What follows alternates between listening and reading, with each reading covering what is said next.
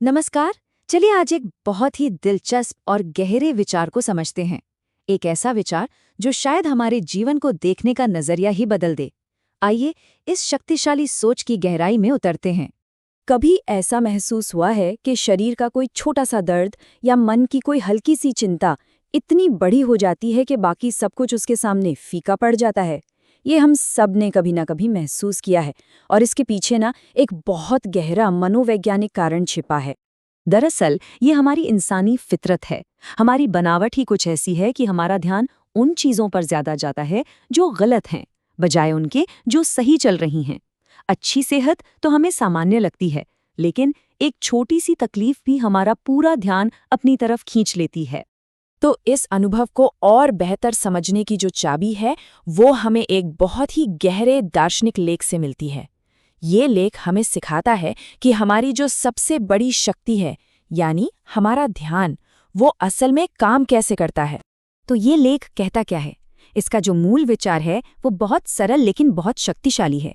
ये कहता है कि हमारा ध्यान, हमारी अटेंशन, हमारे अंदर की दुनिया के लिए एक तरह का भोजन है, एक पोषण है।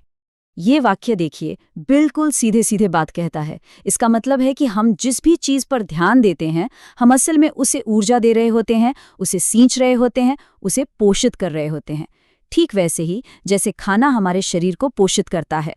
मतलब सीधा सा है, चाहे वो खुशी हो या गम, सेहत हो या बीमारी, हम जिस पर भी अपना ध्यान लगाएंगे वो हमारे अनुभव में और बड़ा हो जाएगा।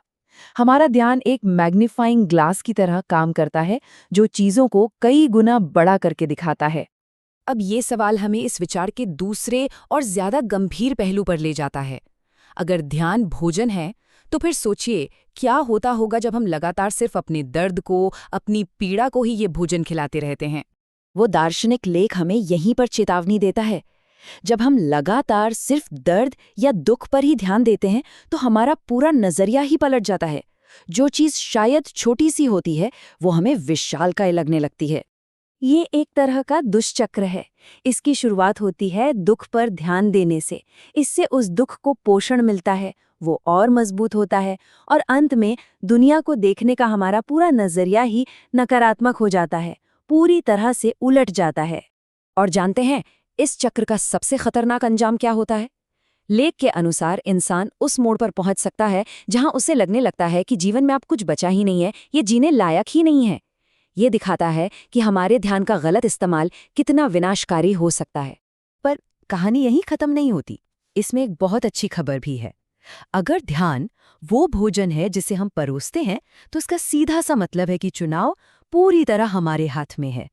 हम ये तय कर सकते हैं कि हमें अपने मन में किस विचार को, किस भावना को पोषित करना है। अब इन दो रास्तों में फर्क देखिए। एक तरफ दर्द पर ध्यान देने से जीवन एक बोझ बन जाता है, और दूसरी तरफ जब हम आनंद और अच्छी चीजों पर ध्यान देते हैं तो कृतज्ञता बढ़ती है, नजरिया संतुलित होता है, और वही जीवन एक तोहफे जैसा महसूस होने लगता है। चुनाव बिल्कुल साफ है। तो इसे अपनी जिंदगी में उतारा कैसे जाए? इसका मतलब ये बिल्कुल नहीं है कि दर्द को नजरअंदाज कर दें। नहीं, दर्द को स्वीकार करें, पर उस पर अटके न रहें। अपना ध्यान जानबूझकर उन चीजों की ओर मोड़ें जो जीवन में अच्छी हैं, फिर चाहे वो कितनी भी छोटी क्यों ना हो। एक बात समझनी बहुत जरूरी है। ये कोई जादू की छड़ी नहीं है कि एक बार घुमाई और सब ठीक हो गया। नहीं, ये तो एक बगीचे की देखभाल करने जैसा है। इसे हर दिन लगातार करने की जरूरत है। ये एक रोज की साधना है, एक सचेत अभ्यास है। ये रूपक इस पूरी चर्चा के सार को बहुत खूबसूरती से समझाता है। हमारा मन एक उपजाऊ जमीन की तरह है और हमारे विचार बीज हैं। हम चाहें तो कृतज्ञता और खुशी के बीज बो सकते हैं, या फिर शिकायत और दुख के। फसल तो वही होगी जो बीज हम बोएंगे। तो अंत में सवाल बस यही है जो हर किसी को खुद से पूछना चाहिए। आज इस पल में हम अपने ध्यान से किसे पोषित करने का चुनाव कर रहे हैं? क्योंकि जिसे हम आज सींचेंगे वही हमारा कल बनेगा।